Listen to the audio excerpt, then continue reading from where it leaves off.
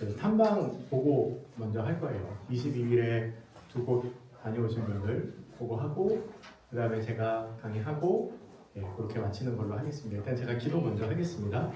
하나님 감사합니다. 이 시간 저희가 항존직 피택자 교육으로 모였습니다.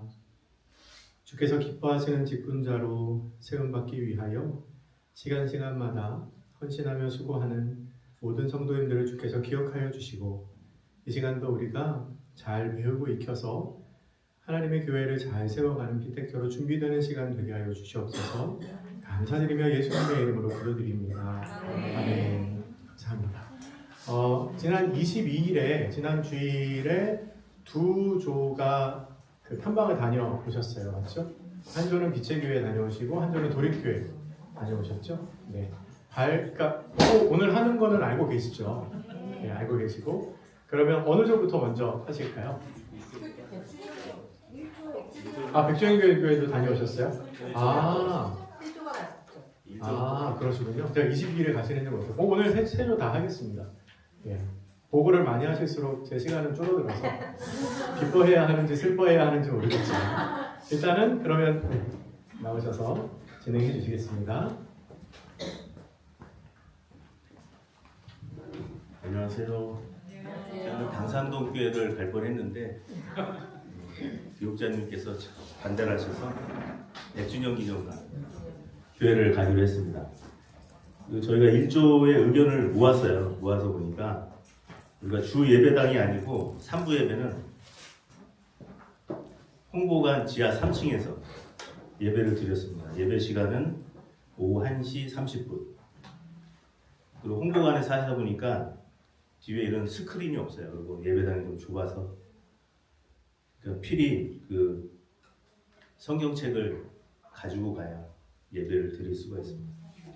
그리고 우리가 100주년 기념관 간 거는 예배를 보기 위해서 예배 담당이어서 예배를 보기 위해서 갔고요. 예배 안내하시는 분들이 좀 많더라고요.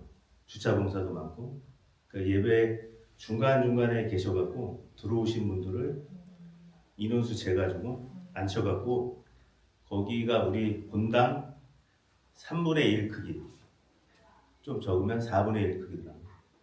근데 약간 마름모 이렇게 모양으로 되어 있어요.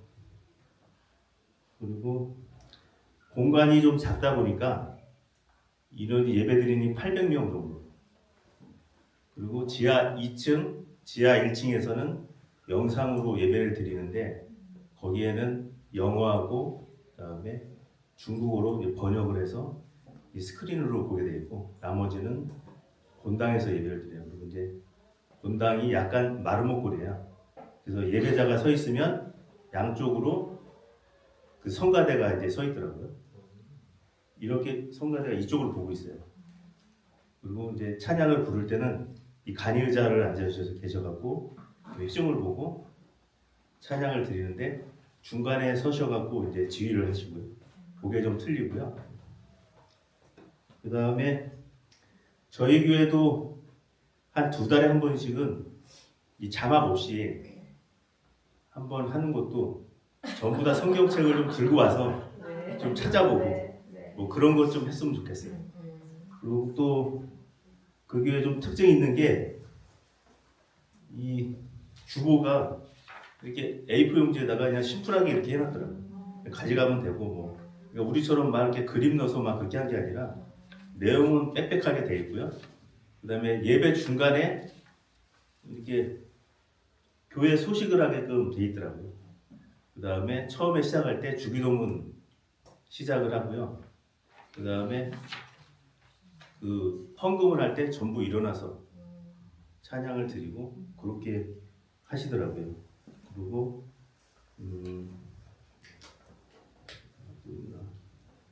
요까지 하겠습니다. 저희가 본 거는 그러니까 예배가 인원이 많은데 그 인원들을 채우는 그거하고 그 다음에 중간에 이렇게 소식지 하는 거하고 그 다음에 이 주보가 좀 심플하다는 거 그 다음에 전부 다 이 성경책을 갖고 와서 피고 닫고 다 하시더라고요. 이 흡수하니까 또 성가대석도 앉은 자리에서 이 고저의자를 앉으셔갖고 일어나서 회중 앞에 이렇게 앞을 보고 찬양을 드리니까 보기도 좀 괜찮을 것 같아요.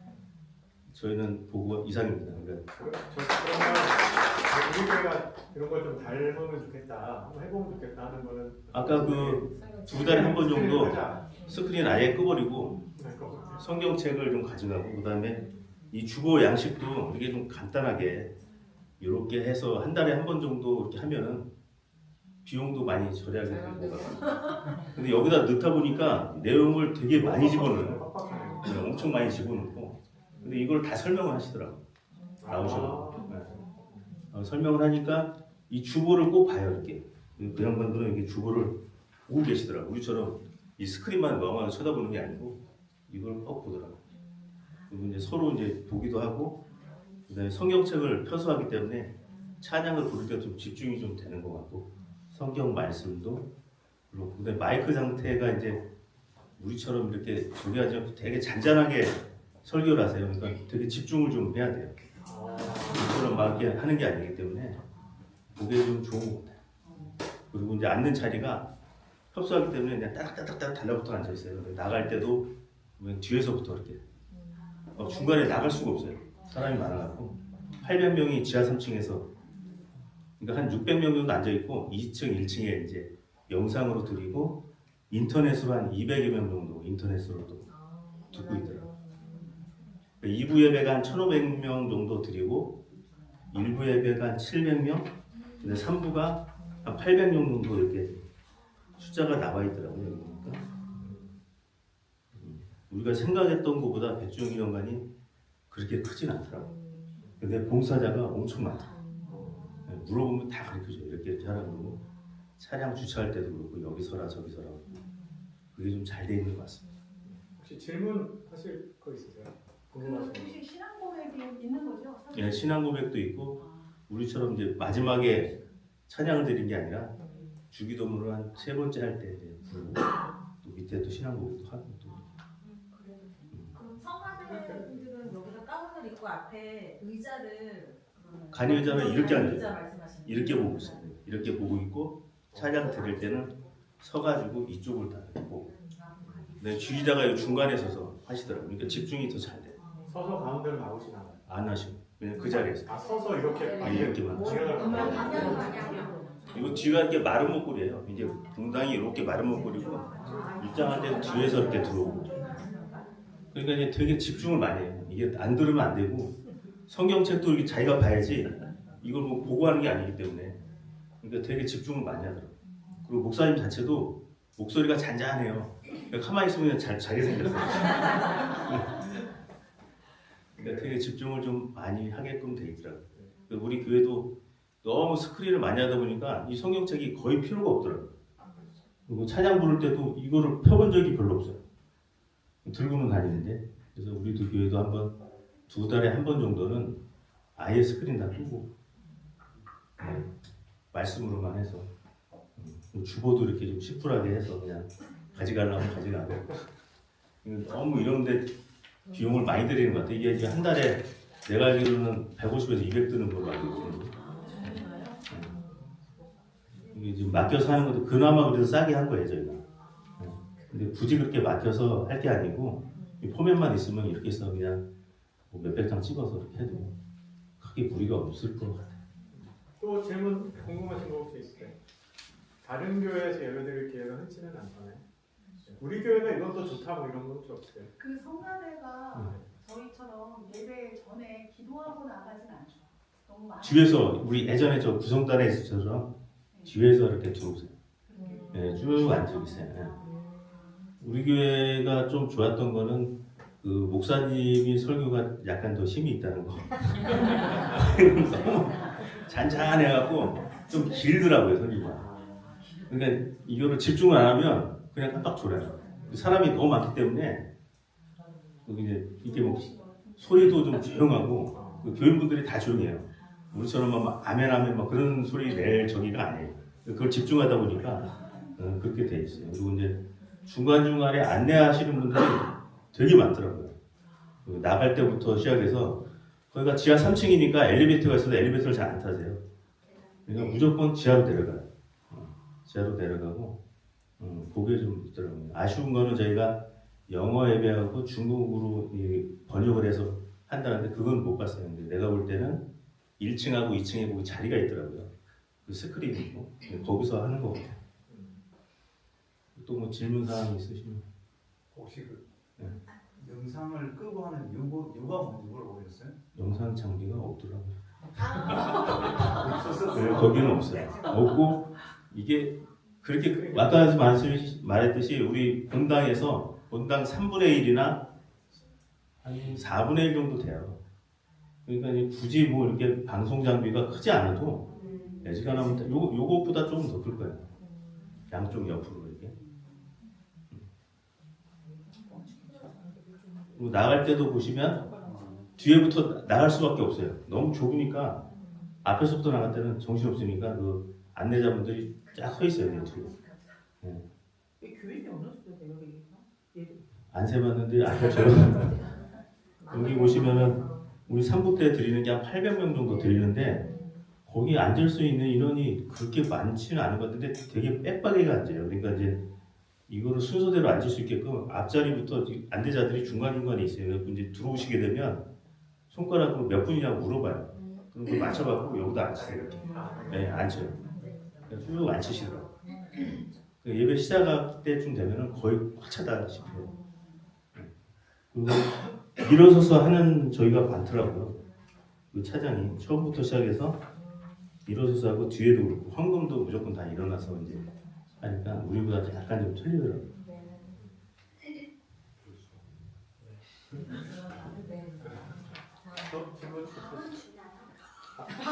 저는 못 먹었어요. 출연된 줄은 모르겠는데. 네? 없어요. 근데 거기가 차가 이렇게 뭐 주차장이 그렇게 막 크지가 않아요. 그러니까 이제 주차를 대시면 또 예배 끝나면 또 바로 다 빠져나가요. 우리처럼 이렇게 막 어디 보이거나 그게 하기가. 그리고 이제 우리가 이제 바깥에 외부 주차장에다 대려고 그랬더니만 거기도 꽉 찼더라고요. 그래갖고 이제 아예 그냥 그 백주년 기념관 거기서 그냥 들어가 버렸거든요. 들어가니까 이제 차를 세워주긴 했는데 그렇게 오래 되거나 그런 거를 할 수가 없겠더라고요. 수고하셨습니다. 네.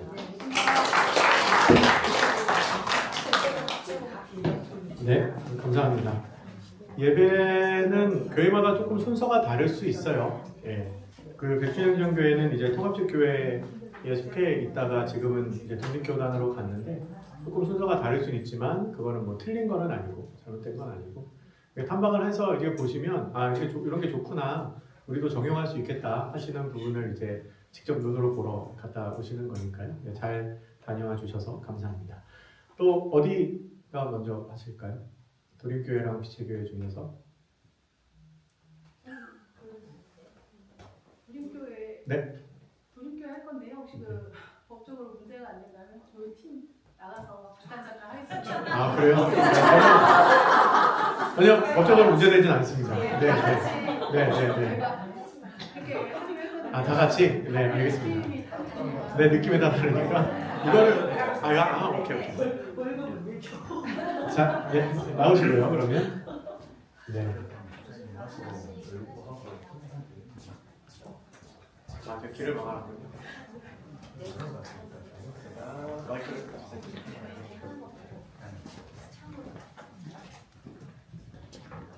안녕하세요. 사조입니다. 저희 도림교회를 다녀왔는데요. 영등포 가까운 곳에 있고요. 일단 저희가 각자 다르게 느낀 바가 좀 있는 것 같아서 서로 조금씩 그걸 발표를 하기로 했거든요. 어쨌든 일단 혹시 우린 집사님? 이우리 집사입니다. 처음에 추첨을 했을 때 친교가 나왔었잖아요. 그래서 친교는 그날 가서 한 번에 가서 이 뭔가를 알아오는 게 참 쉽지 않겠다라는 생각을 했어요. 그리고 나서 이제 교회를 고를 때 또 잘 모르니까 이렇게 하다가 이제 도림교회를 고르게 됐는데 어떻게 그렇게 잘 고를 수 있을까라는 생각을 가자마자 하게 됐어요. 교회 자체가 가니까 저희가 이제 처음에 3층에서 예배를 드리고 밥 먹으러 6층에 올라갔는데요. 거기 밥을 먹고 나서 이렇게 다 이렇게 안내를 해주시더라고요. 그러니까 제가 기억나는 것만 말씀을 드려야 또 다음 분이 말씀할 수 있으니까 저는 헬스장 하고요. 지하로 내려왔나요? 우리처럼 체육관이 있더라고요. 체육관이 우리보다 넓진 않았던 것 같은데 탁구장 놀이도 있잖아요. 근데 거기에 당구다이가 있고 당구다이가 한 3개 정도 있었던 것 같아요. 그리고 스크린 골프가 있었는데 그게 이제 그냥 스크린 골프만 봤으면 몰랐을 텐데 예배 시간에 그날따라 목사님이 어떤 장로님이 이제 그 골프를 안 하고 그 골프를 칠 돈으로 건축원금을 하겠다라고 하시면서 골프를 끊으셨대요. 그 말씀을 하시니까 그게 연관이 되는 거예요. 그러면 그런 분들이 와가지고 여기서 골프를 치시는구나 라고 생각을 했었거든요.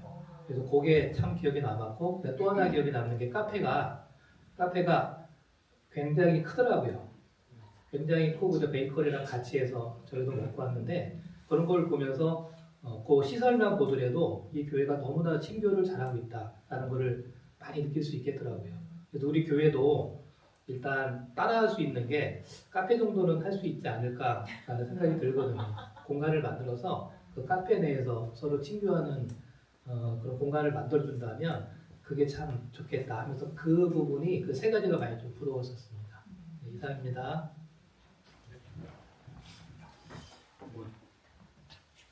가장 핵심적인 내용은 다 해주신 것 같은데요. 제가 개인적으로 봤던 거는 카페도 있었고 또 거기에 도서관도 있어요. 도서관도 있고 그리고 이제 그 교회 뭐 바자회 같은 게 행사를 한다고 하는데 그 교회 성도들은 이용할 수가 없고 외부인들만 구매를 하거나 참여할 수 있게끔 그렇게 돼 있다고 그러더라고요. 그래서 금액도 되게 싸게 그리고 교회가 굉장히 규모가 크다 보니까 어떻게 보면 규모의 경제관인데 자체적으로 다 할 수가 있는 시스템이에요. 거기는 그렇게 돼 있다 보니까 그 외부에서 오시는 분들이 1층에서는 뭐 카페, 도서관, 유치원 뭐 이런 것들이 쭉 돼 있다 보니까 외부에서 교인이 아니더라도 쉽게 와서 거기서 뭐 교제가 가능한 이런 시스템이더라고요. 그래서 이우림 집사님이 말씀하셨듯이 우리도 그런 카페가 있으면 굉장히 좋지 않을까 이런 생각이 들었고요. 그래서 그럼에도 조금 이제 우리 교회랑 좀 비교를 해서 느낀 점이 있다 그러면은 인원이 너무 많다 보니까 약간 백화점에 와 있는 듯한 느낌. 그래서 서로 간에 저희는 웬만큼 어느 정도 좀 아시는 분들이기 때문에 서로 간에 인사도 하고 저렇게 말씀도 나누고 하는데 규모가 커서 그런지 그런 게 조금 적더라고요.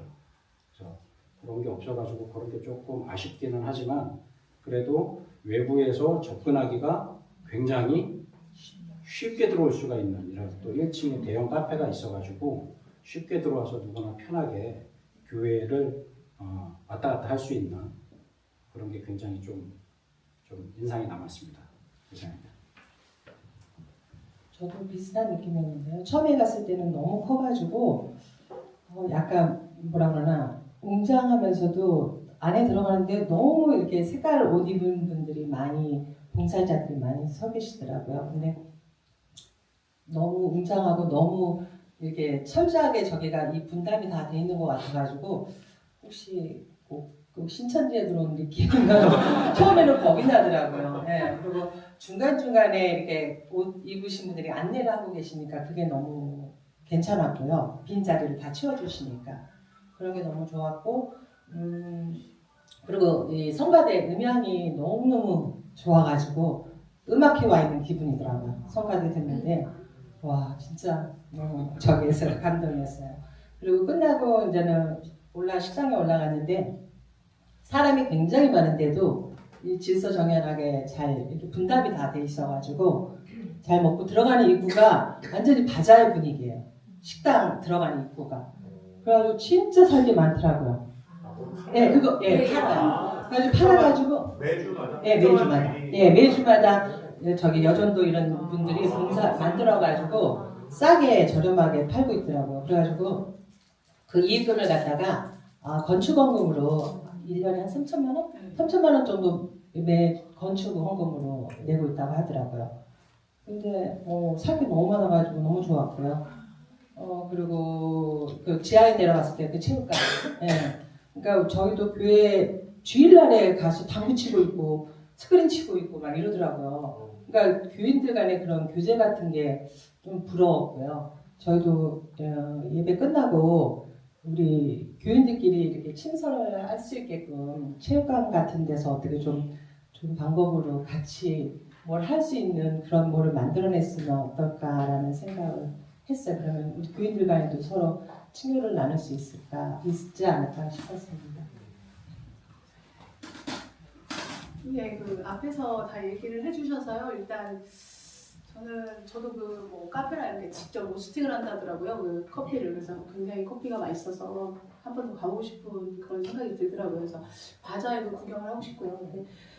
근데 이 모든 게 보면은 이제 그 안에서 그 성도의 교제잖아요. 제가 뭐 친교라는 말을 사전적으로 보니까 이제 친밀하게 사귐이라고 그러더라고요. 교제하고. 근데 보니까 거기서 그 교제를 나누면서 서로 간에, 그리고 더 너무 좋았던 게 그게 모든 지역을 향하더라고요. 복음 전도를 위한 걸로 성도들 간에 서로 교제를 하면서 동호회 등을 통해서 활발하게 활동을 하고 모든 것이 문이 열려 있더라고요. 매주. 그리고 매일 연다 그러더라고요. 특히 좋았던 게 또 주차장을 다 연대요. 오픈을 한대요. 매일. 그래서 외부 사람들이 할 수 있게끔. 그래서 모든 게 열려 있는 것 같아요. 그래서 사람들이 더 모이는 것 같고, 그래서 보니까 친교의 목적에 굉장히 부합하는 거 아닌가 하는 생각이 들었거든요. 근데 저희가 보니까 제가 성경에서 한번 찾아봤거든요. 친교라는 단어가 갈라디아서 2장 9절에 나와요. 친교의 약속을 하더라고요. 특히 바나바와 바울, 그리고 베드로와 야고보, 요한이, 베드로는 할례자들의 복음을 전하는 사도로, 그리고 바울은 이방인들에게, 그러면서 서로 친교의 약속을 나누고서 각자 길을 가는데, 그게 처음엔 굉장히 어려웠어요, 그 말이. 근데 그 친교의 약속이라는 말이 그거더라고요. 성도의 교제를 통해서 성도가 서로 친밀하게, 그러니까 공동체라는 게 그렇잖아요. 서로 다름을 인정하면서 나가는 것 같아요. 그게 모여서 그렇게 친밀하게 도모를 한 후에 그게 모든 게 지역과 이웃을 향한 복음 전도가 된다는 거, 그게 너무 좋더라고요. 그리고 첫 번째로 마지막으로 말씀드릴 게, 진짜 제가 이번에 정말 많이 깨달았는데, 첫 번째가 하나님과의 친밀함이라고 깨달았습니다. 그게 정말 많이 친밀해져야 이런 모든 상황들을 다 해낼 수 있지 않을까 싶거든요. 하나님과의 친밀함으로, 그러니까 여기 모이신 분들 모두 정말 매일 말씀과 기도로 이렇게 하나님께 붙들려가는 그런 삶이 되기를 진심으로 소망합니다. 혹시 질문 아직 궁금한 게 있을 수 있으니까. 네네네. 궁금한 게 있으신 분 질문을. 거기 카페하고 베이커리를 같이 한다라고 했었는데요. 그러면은 거기에 이제 비용이라든가, 그러니까 이용하는 사람들이 비용을 어느 정도 내고, 그다음에 거기에 나오는 수익금을 어떤 식으로 혹시 활용하는지 얘기도 좀 들으셨는지. 수익금 얘기 들으셨어요? 그게 그 얘기는 정확히 듣진 않았고요. 비용이 일반 메가 커피나 이런 데보다는 비싸요. 아메리카노가 3,000. 예, 3,500원입니다. 3,500원이 예. 그리고 네. 대표 이사로 계신 분이 부목사님이시라고 하더라고요. 네. 네네네. 담임 그게 목사님이 아마 아니고 부목사님이 네, 계시다고. 영업적으로 하는 것 같긴 해요. 운영은 성도님이 하시는 거예요? 아니요, 껴가지고. 성도들도 같이 하고 알바도. 예. 제가 볼 때는 아르바이트를 이렇게 활용하시는 것 같아요. 사업자님 예, 사업자가 사업자가 목사님 있어요. 성함으로 되어 있다고 그렇게 들었습니다. 그리고 옷 같은 것도 기증을 받아가지고 매 주마다 그걸 판매하고 있더라고요. 네, 행복을 파는 가게라 네, 해서 그래가지고 외국 사람도 들어오고 교인들도 이용하고. 저렴하게. 네. 그리고 바자회 같은 경우는 외부인만 구매하게끔 되어 있어요. 성도들은 사지 못하게. 그리고 목사님의 모토가 손해를 보자. 손해를 보자. 예, 이 모토라고 하십니다. 그래서 굉장히 손해를 보고 이렇게 하시는 것 같아요. 또 질문 없으시면 박수 하겠습니다. 네, 수고하셨습니다. 커피 마시러 도립교회 한번 가셔야 돼요. 주중에 카페를 하는 데는 다 사업자를 내고 해야 됩니다. 세금을 다 내야 되고요. 아마 그 정도 가격이면 그 운영하시는 분이 어느 정도 그러니까 페이를 받으면서 할 거예요. 봉사로 하지는 않을 것 같고요. 교회마다 사정이 다르긴 하겠지만 예, 잘 다녀와 주시고 말씀해 주셔서 감사합니다. 빛의 교회 어떻게 집사님이 하시나요? 대장 조장인가요? 대장인가요? 아무튼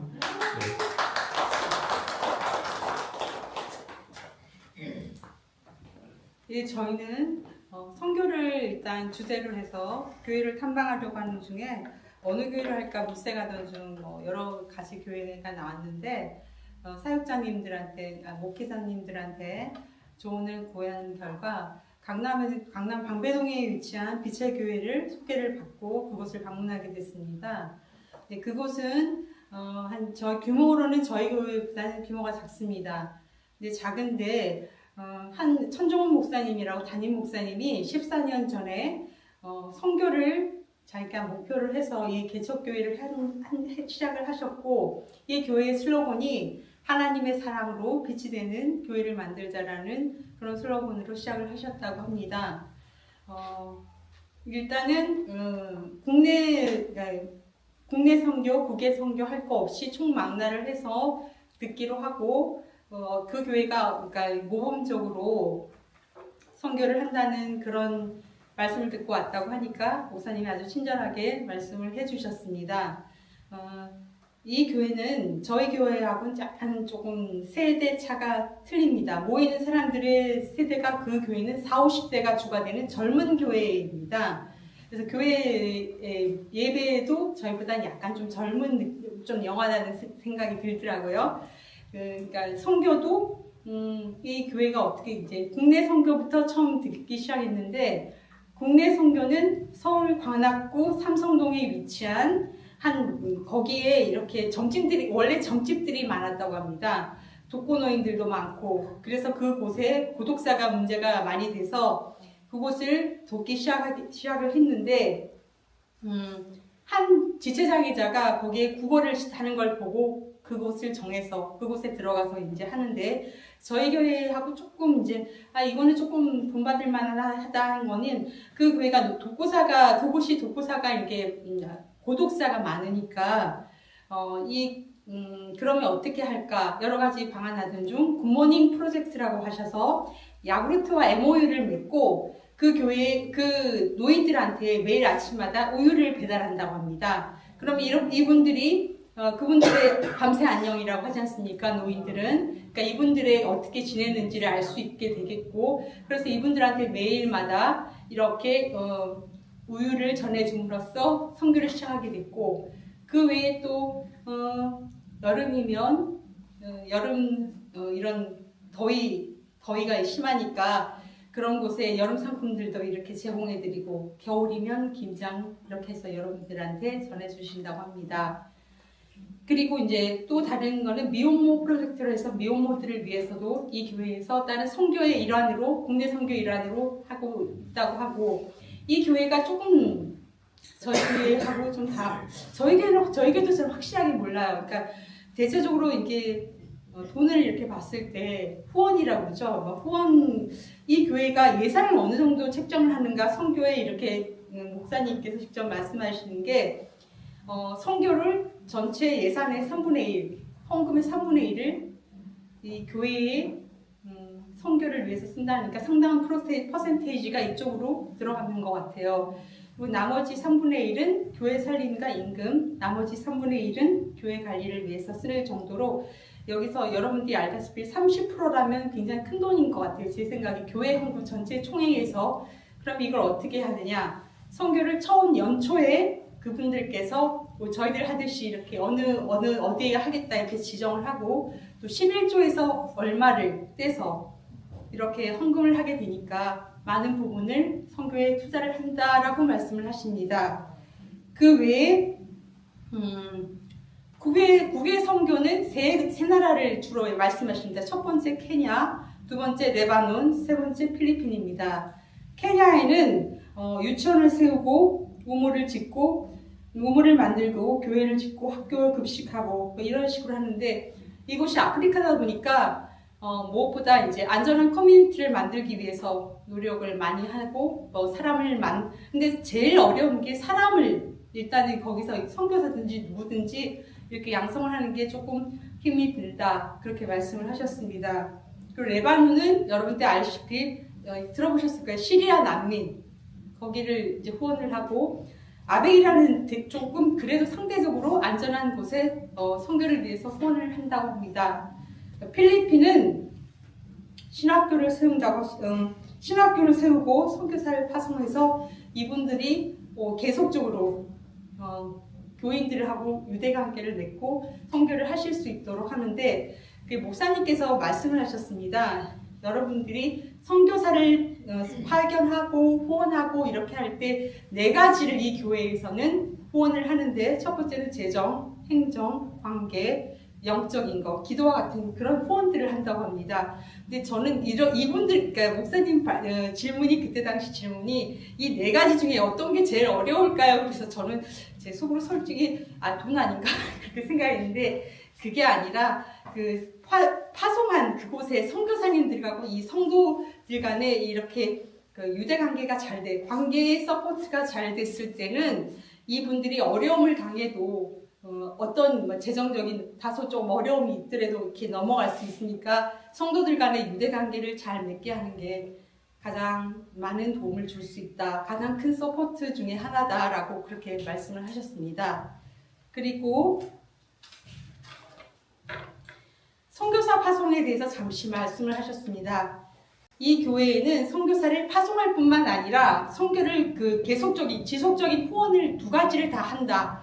그런데 이제 선교사 파송에 있어서도 선교사를 파송하면 우리가 재정적으로 여러분들이 서포트를 해주셔. 물론 기도도 중요하지만 재정적으로 이분들이 거기서 선교를 하실 수 있도록 재정 후원을 해줘야 되는데 이때 있어서 계약을 한다고 합니다. 맨 2년, 3년, 안식년, 5년 안으로 이렇게 계약을 하는 것이 어떻게 보면 그게 세상적으로 약간 좀 그런 거 아닌가, 너무 세상적이지 않은가 하는데 결국 그게 교회를 돕고 또 그 선교사 자체를 도울 수 있는 방법 중에 하나다라고 그렇게 말씀하시고 교회가 일정 선교사님이 필요한 그 해 어느 정도 내가 예산이 필요하다고 교회 선교사님 스스로가 그곳에 가서 정하게 되면 그분에 대해서 이렇게 아낌없이 돈을 드린다고 합니다. 그러면 그냥 마냥 주냐 그게 아니라 통장 관리나 이런 거는 교회에서 같이 하니까 투명하게 이 돈이 어떻게 쓰였는지 건전하고 정직하게 돈을 쓸 수 있을지 확인할 수 있다고 합니다. 그리고 그 외에 앞으로 장애인 이 목사님께서 그분께서 하시고 싶은 게 장애인 선교, 북한 선교, 그리고 여러분들 아실 거예요. 편의점에 남은 유통기한이 임박했거나 약간 지난 음식들은 먹을 수 있잖아요. 여러분들 우유 같은 게 약간 기한 지났다고 해서 죽진 않잖아요. 근데 당장 급한 사람들은 이게 먹고 싶어서 못 먹을 수가 있으니까 그걸 하게 되는데 그게 하는 게 미국 같은 이런 사회에서는 제가 알고 있는 사마리안 도네이션 이런 식으로 해가지고 그 사람들은 법적으로 나중에 내가 이걸 기증을 받았을 때 만약에 이 음식으로 인해서 탈이 났으면 국가에서 어느 정도 법적 소지에 대해서 책임을 질 수가 있는데 저희 나라에는 아직까지 이게 고착화가 안 돼가지고 이 문제 때문에 아직 이걸 시대를 못 옮긴다고 합니다. 그래서 기도 중에 계시고 그 다음에 밥차 그런 선교를 하시겠다고 합니다. 여러분 질문 있으십니까?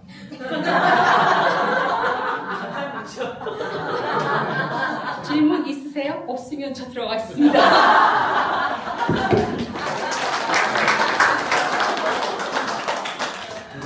갑자기 끝내신 것 같은데 이렇게 막 끝내라고 그러신 건 아니죠? 재밌게 듣고 있는데 비체교회는 담임 목사님이 추천을 해주셨어요.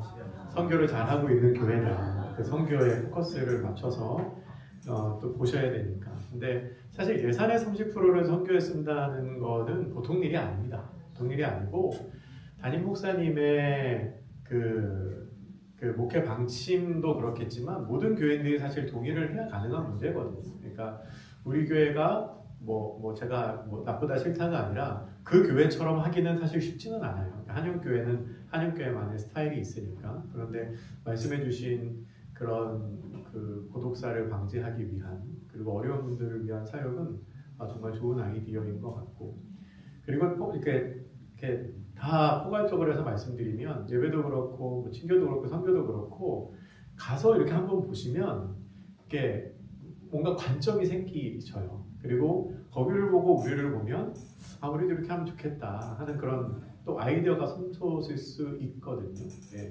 가서 보시라고 하는 건 사실 비교해서 누가 좋다 나쁘다 그거를 판단하시라는 게 아니고 나중에 다 이제 직분자들이 되실 거잖아요. 우리 장로님, 안수집사님, 권사님 되시고 하면 또 제2교회에서 공동회에서 담회에서 내가 그런 상황이 생겼을 때 좋은 아이디어를 개진하고 또 우리가 부족한 거를 또 보완할 수 있고 하는 그런 시각과 관점을 가지시라는 의미에서 저희가 그런 탐방을 하는 겁니다. 예. 당장에 이렇게 집사님 추천해 주셨는데 왜 스크린을 안 끄는 거야?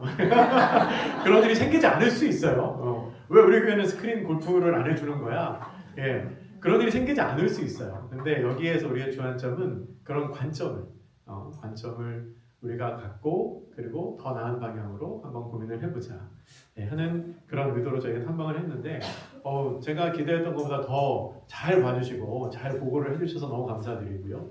오늘 다녀오신 두 조는 이제 다음 주에 합니다. 다음 주 4월 두 번째 주에 하시게 될 거예요. 잘 기억을 해주시고 다음 주에는 강현숙 전도사님이 그 시간을 맡으셨는데 조금 이제 시간이 많이 필요하다고 하셔서 그 다음 주에 전치성 목사님 강의 때 하도록 하겠습니다. 수고하신 모든 분들께 우리 박수 한번 감사합니다. 그리고 이제 오늘 제가 그 강의를 맡은 순서는 소그룹 인도법이에요. 소그룹 구역 인도법입니다. 뒤에 유인물 다 받으셨죠? 네.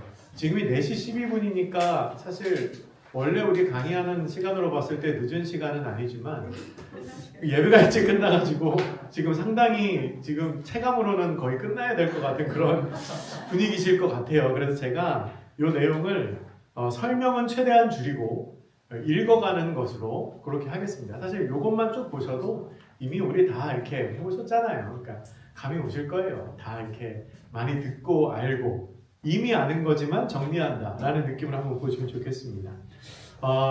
소그룹 구역 인도법인데요. 교회에서 모이는 소그룹은 목적이 있습니다. 목적.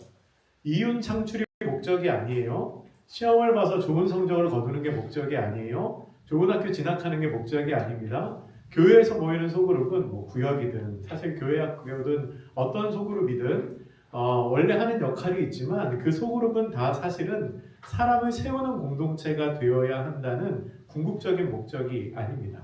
사람을 많이 모으기 위해서 성장을 위해서 우리가 이 모임을 하거나 돈을 모으거나 어떤 사업을 하기 위해서가 아니라 목적 자체가 그 자리에 모여있는 한 사람 한 사람 그 사람의 궁극적으로는 영적인 성장과 하나님께 가까이 가는 것을 목적으로 하는 것 이게 교회 안의 소그룹이라는 거죠. 그리고 교회 안의 소그룹은 이번은 구역에 해당하는 걸 텐데 정답을 말하는 자리가 아니고 함께 나누고 회복하는 자리입니다. 특별히 구역 예배는 누군가가 누군가를 가르치는 자리가 아니에요. 그리고 이렇게 막 권면해가지고 어떻게 해서든지 막 신앙이 성장하도록 물론 그 역할도 해야 하지만 그런 것보다는 함께 이야기 나누고 함께 나에게 주신 하나님의 은혜를 나누고 그래서 공감대를 형성하고 일주일 동안 너무 힘들었는데 가정에서 회사에서 근데 구역 예배 가서 얘기 들어보니까 나만 힘든 게 아니구나. 그런 공감, 그런 위로, 그런 격려, 그런 공동체라는 거죠. 그래서 교회에서 모이는 소그룹의 목표는 예배드리고 교제하고 말씀 나누고 그 안에서 전도도 하고 섬기고 기도하는 것 그게 소그룹 구역 공동체의 목표가 되어야 합니다. 이 예배 교제 말씀 전도 섬김 이거는 그 교회의 5가지의 기능 혹은 교회가 해야 할 역할 중에 하나예요. 혹시 주보를 갖고 계신 분이 있으신가요? 주보를 갖고 계신 분이 있다면 우리 주보에 이거 써 있는 거 혹시 아세요? 아세요? 우리 주보에 뒤에 이렇게 보면 그게 있어요. 5가지가 이렇게 있어요. 네, 그게 한영교회 비전인데 그게 교회의 그 역할이에요. 이게 교회학에 나오는, 교회론에 나오는. 그리고 올해가 선교의 해이기 때문에 선교는 글씨가 조금 더 큰 거 보셨어요? 아, 그런 디테일이 또 있습니다. 별로 그렇게 감동이 없으신 것 같지만 아무튼 그런 거만 이렇게 생각해서 한 건데, 근데 말씀드리려고 했던 건 소그룹도 구역도 교회의 목적과 목표와 다르지 않다는 거죠. 교회 안에 작은 교회가 우리 구역이고 소그룹이니까요. 구역을 인도하는 방법, 운영 방법 이렇게 해놨는데요. 처음에 이제 구역 예배를 드린다고 우리가 가정했을 때, 꼭 구역 예배가 아니더라도 우리가 어떤 교회 안에서 모임을 한다고 했을 때 시작은 좀 아이스 브레이크라고 하죠. 마음을 열 수 있는 그런 간단한 질문이나 그런 근황에 대한 이야기나 그렇게 해서 좀 마음이 열릴 수 있는 시간을 가지면 좋습니다. 그리고 예배를 드린다고 할 때 성경 말씀이나 그리고 구역장이나 혹은 부구역장이 말씀 설명할 일이 있잖아요. 길게 하실 필요 없어요. 그러니까 마음의 부담을 많이 가지실 필요는 없습니다. 그리고 그 말씀을 하나하나 해석하기보다는 그 말씀을 통해서 우리가 어떻게 해야 할 것인가, 실천적인 내용을, 실제적인 내용을 나누시면 더 좋지요. 그리고 세 번째가 중요합니다. 구역 예배 드릴 때 누군가가 혼자만 말하는 게 아니라 모든 사람이 다 참여할 수 있도록 하는 거. 이게 사실은 중요해요.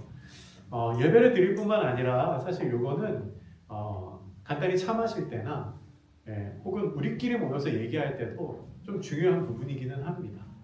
그러니까 성격적으로 말씀을 많이 하시는 게 편하신 분들도 있고, 그리고 말씀을 안 하시는 게 편하신 분들도 사실은 계세요. 저도 이렇게 모여 있으면 말을 안 하면 되게 이렇게 편하거든요. 듣고 있는 게 저는 이제 좋은 사람인데, 그런데 그럼에도 불구하고 하고 싶은 얘기가 있을 수 있거든요. 나도 궁금한 게 있고 나도 하고 싶은 얘기가 있는데 이게 입이 안 떨어지거나 혹은 기회를 못 잡아서 그 얘기를 못 할 수도 있거든요. 내가 리더의 위치에 있다면 그런 사람들도, 그런 분들도 다 이야기할 수 있는 기회가 주어지도록 이렇게 질문도 좀 하시고, 어떠세요? 여기서 이렇게 하는데 어떠세요? 하는 그런 얘기도 좀 하시고 해서 모두가 함께 이야기 나눌 수 있는 그런 시간이 되면 너무 좋겠죠. 그리고 기도 제목을 구체적으로 해야 된다는 건 보고 넘어가겠습니다. 세 번째, 좋은 분위기를 만들기 위한 조언입니다.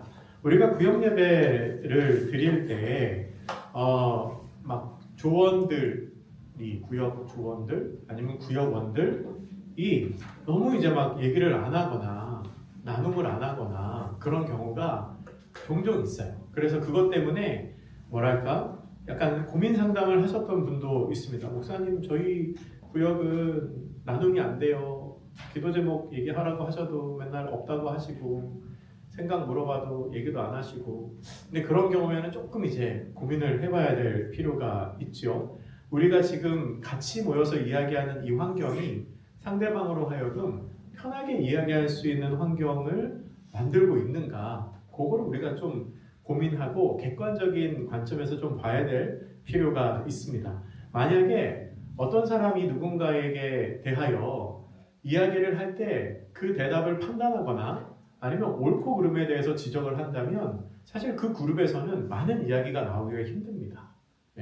우리는 다 정답 말하기를 좋아하거든요. 우리 대한민국 사람은 이 교육제도의 영향력을 받아, 저 외국은 잘 모르지만 외국은 그런다잖아요. 틀려도 막 자유롭게 얘기하고 선생님들이 칭찬하고. 근데 우리는 일단 정답을 맞춰야 된다는 그런 게 있어서 정답이 아닌 것 같으면 얘기를 잘 안 하고, 자신감이 없어서 또 잘 얘기를 안 하고 그런 경우가 가끔 이제 있는데, 가끔이 아니라 많이 있죠. 근데 구역 안에서도 이제 그런 거는 조금 아닌 것 같아요. 그러니까 편안하게 이야기할 수 있는. 그래서 제가 구역건설 모임에 가서 자주 하는 얘기가 있습니다. 뭐냐면 구역원들이 어떤 얘기를 해도 다 칭찬해 주잖아. 인정하시고 칭찬해 주시고 지지하시고 위로해 주시고 격려해 주시고, 틀린 답을 얘기할지라도 어머, 좀 그렇게 기발한 대답을 하실 수가 있어요? 비꼬는 것 같나요? 하여튼 인정하고 칭찬하고 지지하고 격려하고 이렇게 해주는, 이게 좀 필요해요. 이거 사실 근데 쉽지 않거든요. 쉽지 않아요. 저도 본성적으로 좀 엉뚱한 얘기, 막 청년부 성경 공부할 때는 하면은 야, 무슨 그런 얘기를 막 그런 얘기가 목구멍까지 이제 올라올 때가 있어요. 근데 거기서 그 얘기 제가 입 밖으로 뱉으면 어떻게 돼요? 그 친구는 다음에 다시 얘기하지 못하겠죠. 그러니까 그런 분위기를 잘 조성하는 거, 편안하게 말할 수 있는 분위기 조성하는 거 중요합니다. 3번에 2번은 진짜 중요해요. 비밀 보장이 필요한 나눔이 있다면 조심스럽게 다루어야 합니다. 그분이 어렵게 얘기하는 이야기일수록 나도 어렵게 들어야 돼요.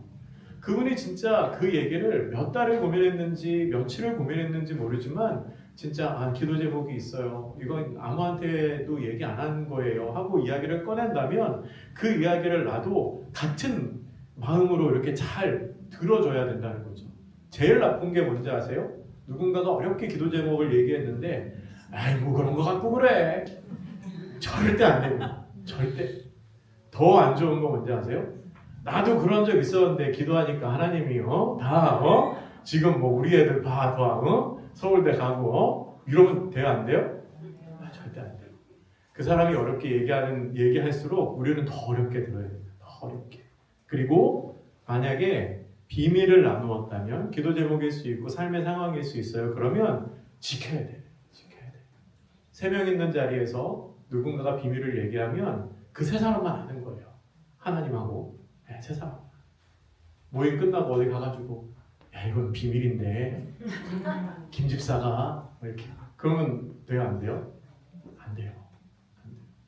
다 돌고 돌아서 결국에는 도로 그분에게 이렇게 들어갑니다. 그러면 나중에 비밀 얘기할 수 있어요? 없어요?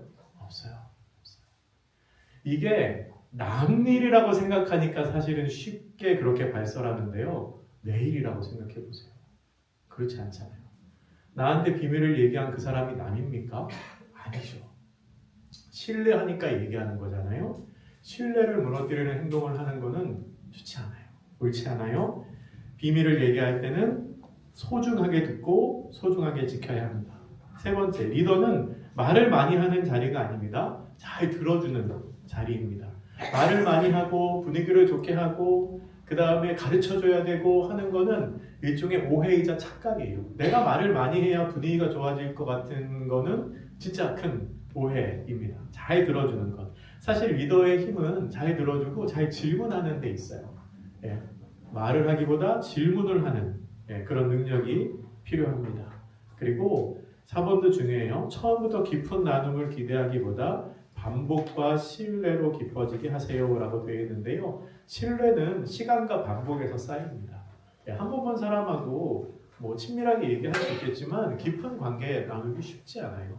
반복해서 보고 그리고 시간을 같이 보내고 그리고 같이 추억을 쌓고 그래야 신뢰할 수 있는 관계가 되죠. 4번입니다. 질문을 할 때는 열린 질문으로 합니다. 그러니까 답을 정해놓고 정답을 맞출 수 있는지 없는지 보는 질문은 제일 좋지 않은 질문이에요. 이거는 평가를 위한 질문이기 때문에 질문을 받는 사람도 알아요. 왜 질문이 이렇지? 열린 질문은 뭐죠? 답이 정해져 있지 않은 질문. 그 사람이 이야기하는 바가 곧 정답인 질문. 그런 질문을 하는 게 좋아요.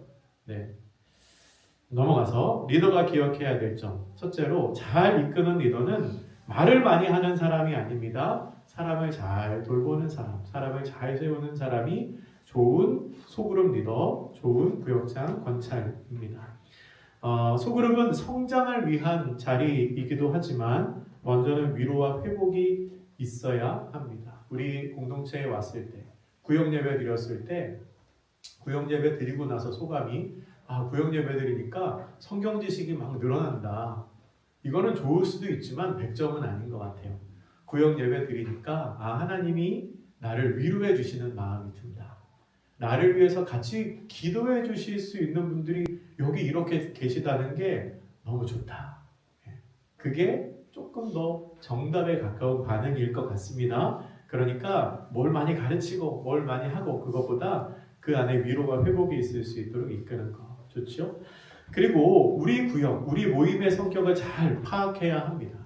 모인 사람들이 정말 우리 교회에는 30년, 40년 같은 구역을 하시는 분들도 있잖아요. 예, 그분들은 또 그분들 나름의 문화가 있어요. 오랫동안 쌓아온 시간을 통해 쌓아온 신뢰가 있습니다. 근데 어떤 경우에는 새가족들이 많이 모인 그런 구역들도 있잖아요. 그런 분들에게는 또 우리가 만약에 새가족이라고 해도 새신자와 새신자가 아닌 분들도 있을 거예요. 새신자라면은 복음에 대해서 더 잘 설명하고 내가 만난 예수님에 대해서 소개하고 하는 일이 필요할 거고, 그리고 새 가족이기는 하지만 오래되신 분 같으면 우리 한영교회에 대해서 설명하면서 우리 교회가 어떤 가치를 가지고 또 어떻게 예배드리고 뭐 그런 거를 이제 잘 설명하고 뭐 그러면은 교회 그 구역의 성격과 분위기에 따라서 잘 이제 이끌 수 있는 계기가 될 것 같습니다. 자, 소그룹 인도법에 대해서는 거기까지고요. 그 뒤에는 제가 사실은 부록처럼 넣어놨는데 그 소그룹 인도하는 데 있어서 이제 중요한 게 소통하는 거잖아요. 소통, 커뮤니케이션 하는 건데 커뮤니케이션이 이렇게 막 이론적으로 공부하면 여러 개가 있어요. 뭐 자기 스스로를 향한 커뮤니케이션, 다른 사람을 향한 커뮤니케이션, 뭐 하나님을 향한 커뮤니케이션 그런 거 있는데 다 빼고 다른 사람을 향한 커뮤니케이션에서도 잘 듣는 법, 잘 말하는 법, 내 얘기를 잘 전달하는 법, 뭐 그런 여러 가지 방법들이 있습니다. 근데 그 중에서 제가 여기 가져온 것은 이제 듣는 거예요. 잘 듣는 거.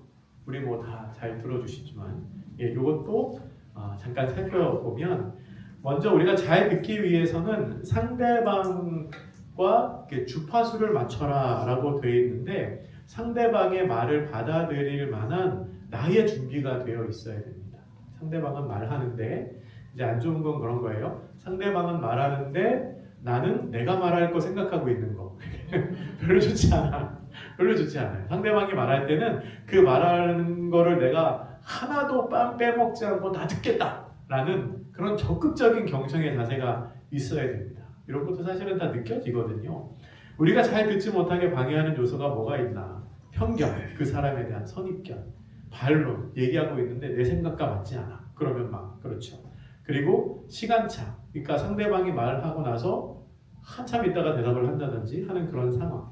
예. 그러면은 우리가 상대방의 말을 잘 들을 수 없습니다. 들을 때는 최선을 다해서 듣는 게 필요하다. 그리고 상대방의 말을 들을 때는 그 사람에게 내가 잘 듣고 있다는 것을 느껴지게 하는 그런 행위가 좀 필요합니다. 무시하는 느낌을 주어서는 안 돼요. 제가 여기 괄호치고 아빠와 딸에 대하 이렇게 썼는데, 그러니까 이건 뭐 그냥 예화로 써놓은 건데, 아빠가 이렇게 막 신문 보고 있어요. 신문 보고 있고 딸이 얘기해요. 그림이 그려지세요? 딸은 아빠한테 막 얘기하는데 아빠의 시선은 신문에 가 있어요. 대답만 해요. 네, 그래, 알겠어, 뭐 알겠어. 그럼 그거는 아빠가 듣는 거예요? 안 듣는 거예요? 안 듣는 거죠. 안 듣는 거예요. 예. 그 상대방이 그런 거에 대해서 무시하고 있다는 느낌을 받을 수 있다는 거죠. 예. 그러기 위해서 무시하지 않기 위해서는 사실 글을 보고 말하는 사람을 보되 가능하면 시선만 혹은 얼굴만 가는 게 아니라 몸이 가는 게 좋다. 이렇게 말합니다. 네, 이승우 집사님 여기 계신데 집사님 부르는데 저 이렇게 여기가 죄송합니다. 째려보는 것 같더라고요. 사전에 제가 허락을 받지 않았는 이러고서 계속 얘기하면은 조금 그렇죠. 몸이 가는 것, 내 시선이 가는 곳에 몸이 가고 또 여기서 부담스럽습니다. 딴 데 보려고 했습니다. 여기서 부르면 이렇게 보는 게 아니라 몸이 가는 거. 그러니까 내가 귀로만 듣는 게 아니라 사실 귀로도 다 들리잖아요. 근데 온몸으로 듣고 있다. 내가 당신을 온몸으로 듣고 있다 하는 그런 느낌을 주는 게 중요하죠. 그리고 결론을 미리 내리지 마. 이거 엄마와 딸에 대한 이건데 이거는 그런 겁니다. 딸이 막 얘기하는데 엄마가 알아. 들었어. 영철이 엄마한테 다 들었어. 대화 돼요? 안 돼요? 안 돼요. 아빠 엄마가 문제라는 얘기 같은데 아무튼 상대방이 잘 이야기할 수 있도록 무시하지 말아라. 예. 세 번째, 입장을 바꿔 생각하라. 이해하라고 노력해라. 우리가 두려워하는 것 중에 하나가 상대방의 말을 이해하면 그 말에 동의하는 것처럼 느껴질까봐 이해조차 하지 않으려고 하는 경우가 있습니다. 무슨 얘기인지 이해가 되세요? 네. 의견이 서로 달라요. 의견이 서로 다른데 우리는 한 사람 버스 타고 가고 한 사람 택시 타고 가자고 합니다. 버스 타고 가면 이게 좋아 라고 얘기했을 때 반응 두 가지로 나올 수 있죠. 아니야, 안 좋아. 아니야, 좋아. 야, 네 말이 맞는 것 같아. 근데 우리는 생각하기에 맞는 것 같으면 동의해야 될 것 같은 두려움이 있잖아요. 그래서 딱 들어도 버스가 효율적인데 근데 그렇게 나는 택시 타고 싶어서 아니야 안 좋아. 그런 경우가 있거든요. 근데 이해하는 것과 동의하는 건 달라요. 이렇게 얘기할 수 있겠죠. 야, 네 말을 들어보니까 버스가 타는 게 더 효율적이기는 하다. 근데 난 택시 타고 싶어. 이거는 다르잖아요. 너 말도 맞아. 근데 나는 생각이 달라. 이거는 조금 다른 겁니다. 그러니까 너 말이 틀려. 동의하지 않기 위해서 이해하지 않으려고 하는 노력은 조금 위험하다라는 거죠.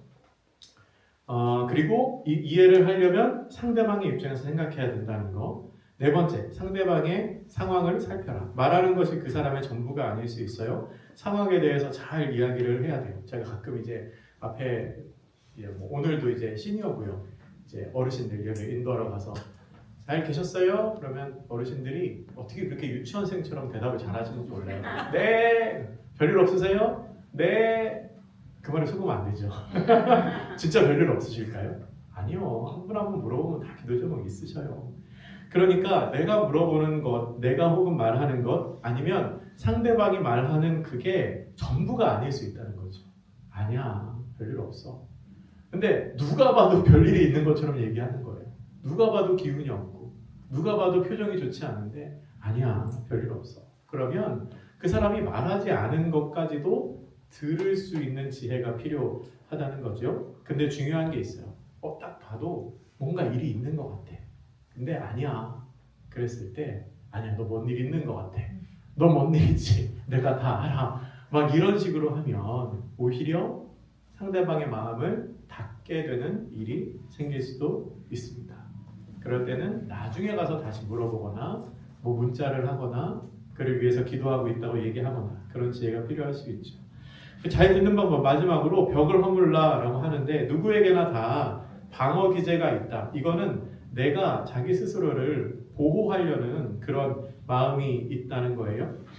상대방이 내 이야기를 평가하면서 듣는다는 느낌이 받을 때 상대방은 솔직하게 이야기하지 않을 수 있습니다. 아까도 정답 얘기했지만 우리가 이야기를 들으면서 상대방의 이야기를 판단해서 그건 맞아. 아니야, 그거는 틀려. 이렇게 판단하고 평가하는 것처럼 이야기를 듣고 있다면 말하는 상대방은 솔직하게 이야기하지 못한다는 거죠. 그런 느낌을 주지 않도록 우리가 조심해야 한다는 겁니다. 네, 여기까지 내용 봤고요. 혹시 질문 있으신가요? 긴 내용을 제가 막 빨리빨리 설명했어요. 질문 없으세요?